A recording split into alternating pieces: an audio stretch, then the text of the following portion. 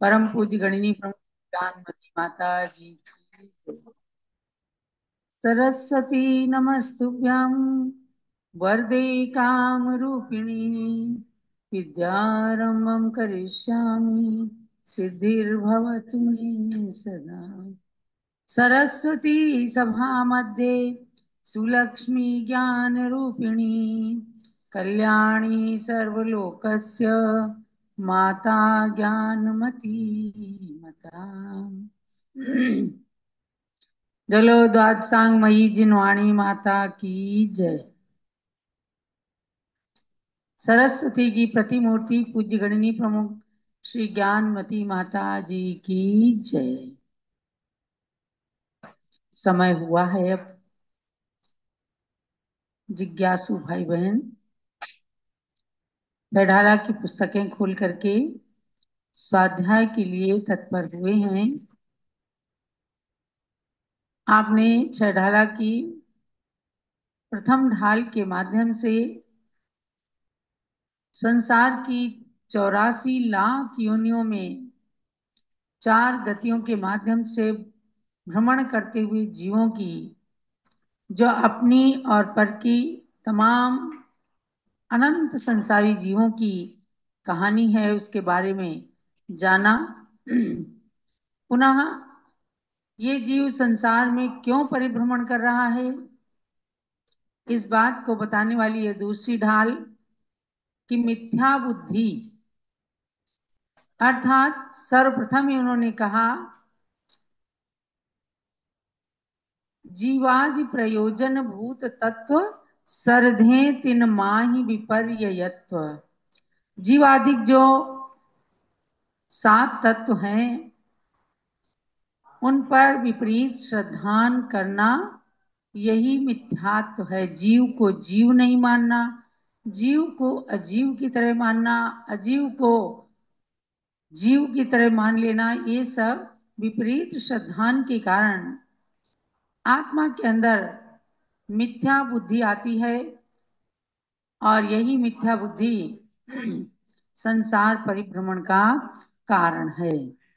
अब आगे चलते हैं मंगलाचरण के साथ स्वाध्याय का शुभारंभ।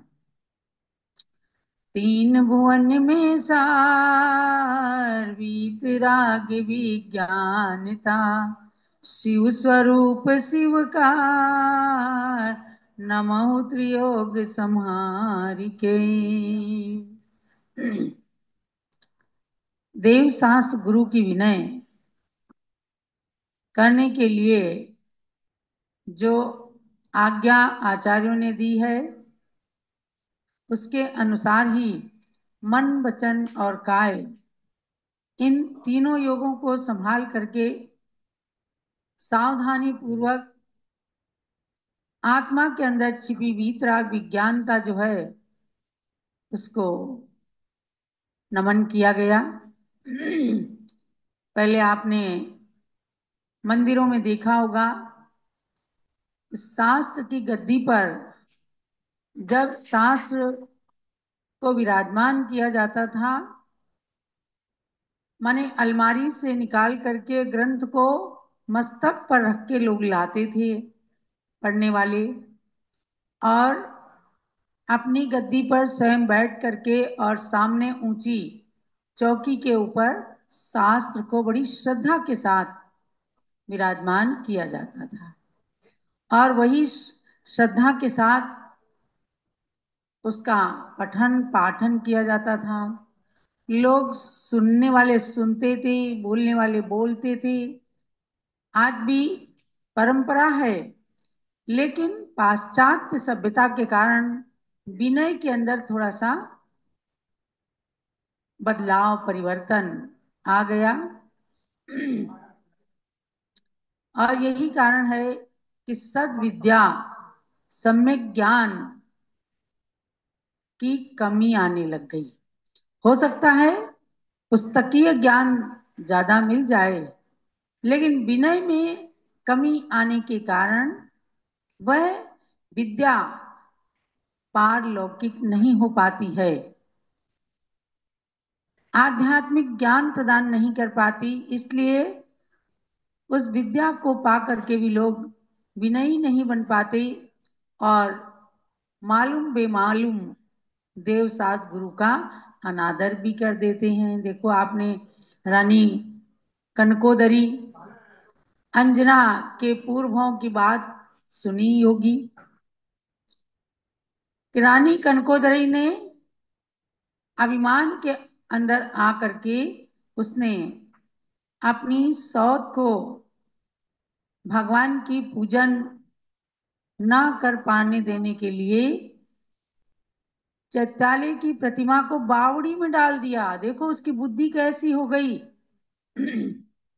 केवल कारण क्या था कि ये भगवान की पूजा न करने पाए, और उसने उस समय ये नहीं देखा कि मेरे अपने कितना कर्म का बंध होगा। तुरंत से जैसे ही एक आरिका माता जी ने जाना, संबोधन दिया, अरे बेटी तूने बहुत बुरा किया है, नरक का द्वार खोला है, एकदम सहम गई और उसने तुरंत बावड़ी से निकालकर जिन प्रतिमा को मंदिर के अंदर विराजमान किया, प्रायश्चित किया। सब कुछ करने के बाद भी अंजना की पर्याय में उसको 22 वर्ष तक पति का वियोग सहन करना पड़ा। ये उसे किसने बताया? एक दिव्यज्ञानी मुनिराज ने बताया कि पुत्री, कर्म करते वक्त व्यक्ति उसके कुफल के बारे में नहीं सोच पाता।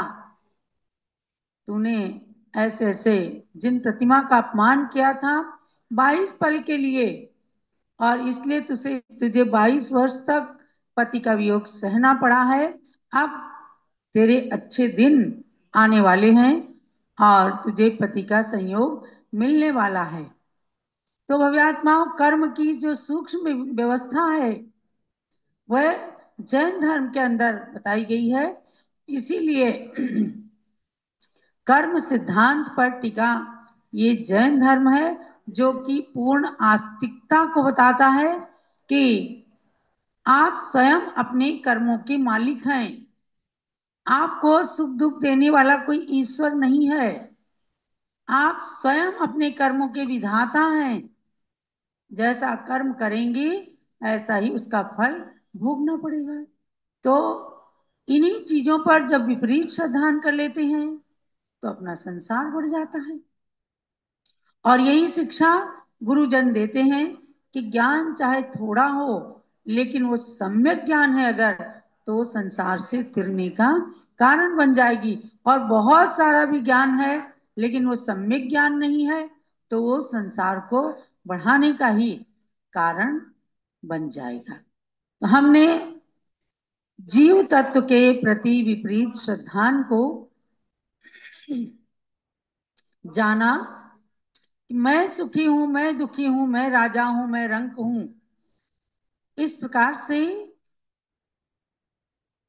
अपनी आत्मा के प्रति मान लेना, यही जीव तत्व का विपरीत श्रद्धान है। जबकि शरीर भी अपना नहीं, तो सुख दुख, मकान, स्त्री, पुत्र, धन, ये सब अपने कैसे हो सकते हैं? विपरीत श्रद्धान कर करके आत्मा को ठग लिया जाता है। आगे की श्लोकों के माध्यम से इसमें कहा जा रहा है कि अजीव तत्व, जीव के बाद किसका नंबर आता है? अजीव तत्व, आश्रव तत्व, बंध तत्व, ऐसे 7 तत्वों के नाम हैं। अजीव तत्व का विपरीत श्रद्धान कैसे होता है? आश्रव तत्व का विपरीत श्रद्धान क्या है जिसके कारण ये जीव मिथ्यात्व को प्राप्त होता है या मिथ्या दृष्टि होता है? तो 5वें नंबर के छंद में कहते हैं, तन उपजत अपनी उपज जान, तन नशत आप को नाश मान, रागादि प्रगट ये दुख दैन, तिन ही को सेवत गिनत चैन। तन उपजत अपनी उपज जान, सबसे पहले जानना है अजीव क्या है। जीव से भिन्न अजीव है। और हमने कल बताया था आपको कि अजीव के 5 भेद हैं। उद्गल, धर्म, अधर्म, आकाश और काल। तो जीव के प्रति जो उल्टा श्रद्धान किया तो मिथ्या मान्यता हो गई। अब अजीव के प्रति विपरीत श्रद्धान कैसा है? तन उपजत अपनी उपज जान। शरीर का जन्म हुआ तो उसमें मेरा जन्म हुआ, आत्मा का जन्म हुआ। और तन नशत आपको नाश मान। जब शरीर नष्ट होता है तो अपनी आत्मा का नाश मान लेते हैं। आप कहेंगे बात तो सही है, क्योंकि शरीर लेकर के ये जीव जन्मा है। लेकिन जो वास्तविक है, जो अमूर्तिक आत्मद्रव्य जीव द्रव्य है, उससे तो अजीव अलग है ना। अजीव कभी जीव नहीं बन सकता और जीव कभी अजीव नहीं बन सकता। तो अजीव जो जिसका जन्म हुआ है शरीरधारी प्राणी के रूप में, वह शरीर का जन्म हुआ है, आत्मा तो अजर अमर अविनाशी है। ऐसा श्रद्धान करना तो सच्चा है, सही मार्ग है। लेकिन शरीर के जन्म में ही आत्मा का जन्म और शरीर के मरण में ही आत्मा का मरण मान लेना, आत्मा कभी भी मरती नहीं, इसीलिए तो दूसरा शरीर धारण करती है। अगर मर जाती तो आत्मा का भी दाह संस्कार किया जाता। दाह संस्कार किसका किया जाता है? शरीर का। तो तन नसत आपको नाश मान। शरीर की मृत्यु में आत्मा की मृत्यु मान लेना, यही अजीव तत्व का विपरीत श्रद्धान है। शरीर के जन्म में आत्मा का जन्म मान लेना, यही अजीव तत्व का विपरीत श्रद्धान है। यानी अजीव को अजीव रूप से मानो, जीव को जीव रूप से मानो। इसके बाद ये मान लो कि संसार के अंदर ये जीव व्यवहार से शरीर को धारण करके संसारी जीव कहलाता है। वहां ये नहीं कहा कि मुक्त जीव आया है, जीव तो है। और जब कर्मों से हल्का हो जाता है तो मोक्ष में चला जाता है, अकेला रह जाता है।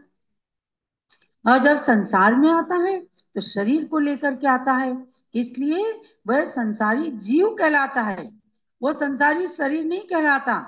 तो व्यवहार से है, लेकिन उसकी वास्तविकता को नहीं समझना, ये अजीव तत्व के प्रति विपरीत श्रद्धान है। और रागादि प्रकट ये दुख दैन। अब आश्रव तत्व का विपरीत श्रद्धान क्या है? आश्रव तत्व माने कर्मों का आत्मा में आना आश्रव है। कर्मों का आना आश्रव है। फिर आप पढ़ते ना, शुभा पुण्यस्य शुभा पापस्य। पुण्य से शुभ का आश्रव होता है और पाप से अशुभ का आश्रव होता है। तो ये तो आश्रव की सच्ची परिभाषा है। लेकिन उसका विपरीत श्रद्धान क्या करेंगे? रागादि प्रगट ये दुख दैन, तिन्ही को सेवत गिनत चैन। यानी कि राग राग द्वेष, क्रोध मान माया लोभ, पंचेंद्री के विषयों का वो सेवन करता है, उसमें आत्म सुख मान लेता है। ये आश्रव हैं और कर्म के निमित्त से आत्मा में आए हैं, लेकिन उन्हीं में सुख दुख मान लेना। जो दुखद कर्म के आश्रव हैं उनको भी सुख स्वरूप मान लेना, उसमें भी सुख की अनुभूति करना। हमने आपको संसार दर्शन की बात बताई थी। संसार दर्शन और क्या है? तमाम विपरीत श्रद्धा मान लेते हैं। ये मेरा है, ये मेरा है, ये तेरा है। अगर कोई कष्ट पड़ोसी पर आता है तो उतना दुख नहीं होता, और अपने से जो संबंधित हैं उनके ऊपर कोई कष्ट आता है तो अपने अपने कष्ट से भी ज्यादा अपनी संतान के ऊपर आने वाले कष्ट को व्यक्ति अनुभव करता है, इसलिए कि संसार में उनके प्रति विशेष राग द्वेष है। तो ऐसे आश्रमों में सुख मान लेना, दुख मान लेना, यानी सच्चा श्रद्धा ना करके कि भाई कर्म है, आए हैं, अपना फल दे करके जाएंगे, हमारा कर्तव्य है कि हम शुभ कर्मों का आश्रय करें, अशुभ से बचें, और कर्म और आत्मा को अलग अलग मानना, ये तो सच्चा श्रद्धा नहीं। लेकिन जो आश्रम है उसी को आत्म तत्व के माध्यम से आत्मा का ही सब कुछ मान लेना, ये आश्रव तत्व का विपरीत श्रद्धान है। आपको क्या जानना है कि जीव तत्व की तरह अजीव तत्व का भी विपरीत श्रद्धान होता है। मिथ्या दृष्टि जीव शरीर की उत्पत्ति को ही आत्मा की उत्पत्ति मानने लगता है, और शरीर के नाश को अपनी आत्मा का नाश मानने लगता है। तो इसलिए बार बार समझाया जाता है, मालूम हो जाता है एक बार, लेकिन फिर चूंकि उसी में रचे पचे हैं अनादिकाल से, तो फिर उसी के अंदर विपरीत श्रद्धान भी होने लगता है। इसलिए गुरुजन बार बार उसको समझाते हैं। आत्मा को शरीर के सदृश अजीव तत्व की आत्म रूप मान्यता ही अजीव तत्व का विपरीत श्रद्धान है। धन दौलत आदि के रागादि भाव स्पष्टता दुख देने वाले हैं। उन्हीं राग द्वेष मान माया क्रोध लोभ का वह सेवन करता है और उसमें सुख मानता है, और दुखद कर्मों के आश्रय को सुख का कारण मानना, ये आश्रय तत्व का विपरीत श्रद्धान है। विपरीत श्रद्धान के साथ सच्चा श्रद्धान मान ले तो हम सम्यक दृष्टि बने रहेंगे। कर्म आए हैं, सुख दुख देंगे, और कर्मों से छूटने का उपाय अपने को करना, ये सच्चा श्रद्धान होता है, और यही सम्यक दृष्टि का लक्षण है। लेकिन यहाँ मिथ्यात्व के कारण जो जीव की बुद्धि भी उल्टी हो जाती है, उस उल्टी बुद्धि को सुलटाने के लिए जो उल्टा श्रद्धान कर रखा है, उसके बारे में बताया जाता है। तो अब आगे ऐसे हो गया जीव तत्व का विपरीत श्रद्धान, अजीव तत्व का विपरीत श्रद्धान, आश्रव तत्व का विपरीत श्रद्धान कर लिया, तो आखिर बुद्धि जो है मिथ्या ही बनी रही। तो हे भव्यात्मन, अपनी जीवात्मा को अनंत गुणों से परिपूर्ण मानना, और अजीव और अजीव के निमित्त से, उद्गल के निमित्त से जो कर्मों का आश्रय हो रहा है, उसे संसार का ही कारण मान करके और आगे उससे छूटने का प्रयास करना, ये सम्यक श्रद्धान बनाना है। आगे कहते हैं बंध तत्व और संवर तत्व का विपरीत श्रद्धान कैसे होता है। शुभ अशुभ बंध के फल मंझार, रति अरति करें निज पद विसार, आत्म हित हेतु विराग ज्ञान, ते लखे आपको कष्ट दान। बंध किसे कहते हैं, हमने बताया था, पैडी सील सहाओ जीवं गाणम अणाई संबंधो, कणियो वले मलम व ताणत थित्तम संयम सिद्धम। जैसे ही स्वर्ण पाषाण में खान से निकलने पर उस पर किट कालिमा लगी होती स्वाभाविक रूप से, इसी प्रकार से आत्मा और कर्म का जो संबंध है उसका नाम है बंध। यानी कोई मेहमान आया, उसको अच्छे से आव भगत करके बिठाया गया, और उसके बाद फिर प्रेम से उसके गले मिल जाना, उससे खूब राग की बातें करना, न जाने कहां कहां की बातें मित्रता की करके उसे बंधन में जकड़ना, तो स्वयं बंध गए और उसको भी बांध दिया। तो आत्मा के साथ कर्मों का बंध जाना, यही कहलाता है बंध। अब उस बंध तत्व के प्रति विपरीत श्रद्धान कैसा, मिथ्या दृष्टि जीव पूर्व में बंधे हुए शुभ कर्मों का फल भोगने में तो रुचि रखता है, और अशुभ कर्मों का फल भोगने में अरुचि रखता है, क्योंकि वह अपनी आत्मा के स्वरूप को भूला हुआ है। और सम्यक दृष्टि क्या करता है, वो तो कहता है कि जब हमने ही अशुभ कर्म किए हैं तो अशुभ कर्म का फल तो हमें ही भोगना पड़ेगा ना, ऐसा सोचता है। देखो नरक के अंदर सब नारकी लड़ रहे होते हैं, लेकिन जो सम्यक दृष्टि नारकी हैं वे अपने कर्म का फल समझ करके वहां मार काट करते। मार काट तो सब कर रहे हैं, परंतु सम्यक दृष्टि जियो कि भाई जे कर्म पूरब किए खोटे, सहे क्यों नहीं जिए रहा। तु तुझे सहना पड़ेगा। तो उससे थोड़ा सा धैर्य आता है कि भाई हमने कर्म किए थे, इसलिए हमें भोगना पड़ रहा है उसका फल दुख रूप में।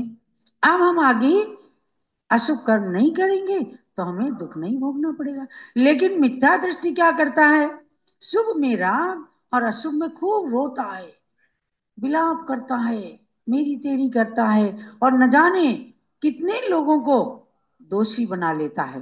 तो उसने दोषी दूसरों को नहीं बनाया, उसने अपनी आत्मा को दोषी बना लिया, माने अपनी आत्मा को ठग लिया। इसका मतलब कर्म सिद्धांत उसने जाना ही नहीं।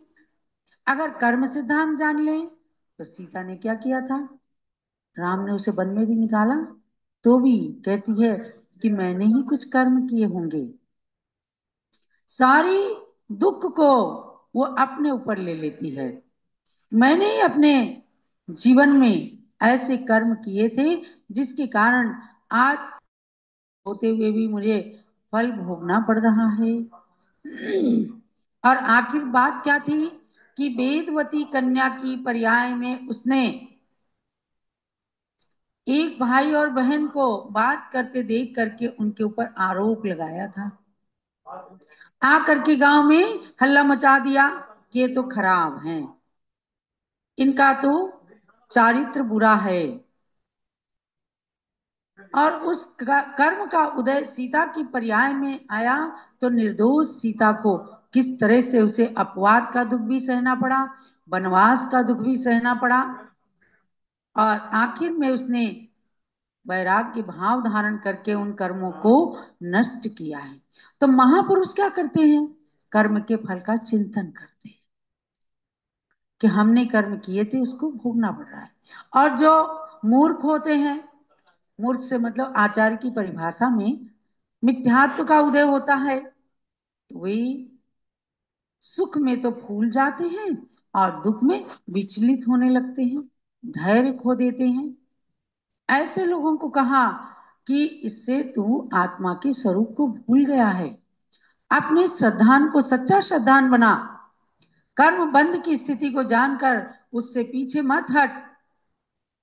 यदि पीछे हट गया वही तेरा श्रद्धान विपरीत श्रद्धान हो जाएगा और संसार में पुनः पुनः वह बंध का कारण बन जाएगा। तो आत्मा का हित करने वाले, यानी कि आप किसकी बात सुन रहे, बंध की बात, बंध तत्व का विपरीत श्रद्धान करना कि सुख में फूल जाना, अशुभ में विचलित हो जाना, इसका मतलब असली कर्म व्यवस्था को जाना ही नहीं। और सम्यक दृष्टि जीव उसके असली व्यवस्था को जानकर उस बंध से अलग होने का उपाय करते हैं। अब मैं ऐसा करूं कि इस प्रकार का कर्म बंध ना होने पाए, मैंने दूसरों पर जो दोषारोपण किया वह मेरी भूल है, तो सच्चे बन जाएंगे, सही बन जाएंगे, सही दिशा में चलेंगे। विपरीत श्रद्धान करने वाला मिथ्या दृष्टि बन जाता है। आत्मा का हित करने वाले वैराग्य और तत्व ज्ञान है। इस जीव को मिथ्या दर्शन के कारण वैराग्य और निज ज्ञान की बातें कष्टदायक प्रतीत होती हैं। किसी को कहो कि भाई तुमने ही कुछ कर्म किए होंगे, इसलिए चाहे वो धन का घाटा है, चाहे शरीर के प्रति है, चाहे आत्मा के प्रति है, जो भी श्रद्धान बना उसे समझाया जाता, उस वक्त समझ में नहीं आता। कैसे आप कह रहे हैं, उसने मुझे गाली दी थी इसलिए मुझे कष्ट हुआ, तो जल्दी नहीं समझ पाते। लेकिन आचार्यों की वाणी पर अगर हम श्रद्धा करेंगे तो धीरे धीरे वो बातें समझ में आती हैं। तो राग रंग और पर के ज्ञान में ही वह निमग्न रहना चाहता है। संसार की मधु की एक बूंद, शहद की एक बूंद मुख में आने पर वो सुख की अनुभूति करने लगता है। फिर वो बेचारा सोच ही नहीं पाता कि संसार के अंदर और भी कितने सुख हैं। लेकिन जब गुरु उन्हें समझाते हैं ये ये जो मीठापन है ये तेरे राग को बढ़ाने वाला है, और जो चीज राग को बढ़ाने वाली है वो दुख उत्पन्न करने वाली है, इसलिए अपने विपरीत श्रद्धान को कम करो, विपरीत श्रद्धान से हट जाओ, सही करो विपरीत श्रद्धान को, सम्यक श्रद्धान में परिवर्तित करो। और तो इस प्रकार से जब वो निमग्न रहना चाहता है और उनमें ही सुख को ढूंढता है, तो ये संवर तत्व का विपरीत श्रद्धान है। संवर किसे कहते हैं भाई? कर्म, कर्म और आत्मा का, जीव का एक साथ मिल जाना, ये बंध है। और आते हुए कर्मों को रोकना, ये कहलाता है संवर। तो रोका तो नहीं हमने, और बल्कि विपरीत श्रद्धान करके कि हम भाई कर्मों को रोकें, पूजा पाठ करें, अच्छी बात करें, परोपकार करें, किसी का दिल ना दुखाएं, तो ये तो सच्चा श्रद्धान हो जाता और सच्ची दिशा में अपना कदम हो जाता। लेकिन उल्टा श्रद्धान करके और हमने आते हुए कर्मों को तो रोका नहीं और बल्कि उनको बढ़ा लिया, तो ये संवर तत्व का विपरीत श्रद्धान है। एक एक श्लोक के माध्यम से तत्वों के प्रति, तत्व का मतलब ही क्या होता है? सार। तत्व का मतलब सार होता है। तो सार को ग्रहण करके और हमें निस्सार को छोड़ देना है, यही उन सभी तत्वों के प्रति अपना सच्चा श्रद्धान होगा। तो यही आज के स्वाध्याय का सार समझना कि जीव, अजीव, आश्रव, बंध और संवर, यहां तक हम चले हैं। निद्रा और मोक्ष आएगा। तो इन तत्वों के प्रति जैसा जिनवाणी में, जिनेन्द्र भगवान की वाणी में कहा गया है, उसी प्रकार से हम श्रद्धान करके सच्चे श्रद्धानी बनकर मोक्ष मार्गी बने रहें। जावाणी के ज्ञान ते